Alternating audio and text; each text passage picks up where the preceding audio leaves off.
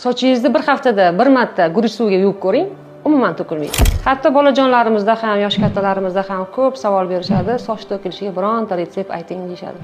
Bunga bizlar buvilarimiz aytgan retseptlardan bittasi, eng zo'ri demak guruch suvini aytamiz. Osh qilasiz, demak mastavalarga guruch solasiz, o'shani suvini ko'pincha to'kib yuboramiz. Buni to'kib yubormang. Idishga solib olib qo'yib, uni sochingizni yuvganingizdan keyin guruch suvida chayib olib turib, keyin artmasdan choyshabda o'rab olganingizdan keyin bu juda ham yaxshi yordam beradi. Ikkinchisi esa eng zo'ri bu qatiqning zardobi.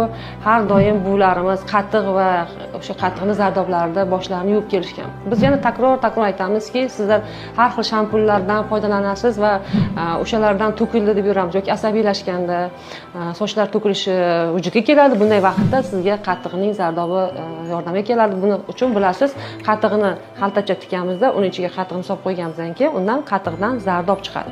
Zardobiga haftada bir marotaba, demak, guruchni suv bilan yuvib turib, ustidan qatiqning zardobini surkab turib, yana suv bilan tozalab yuvib tashlaganingizdan keyin haftada bir marta shu ishni qilib ko'ring, juda ham yaxshi yordam beradi.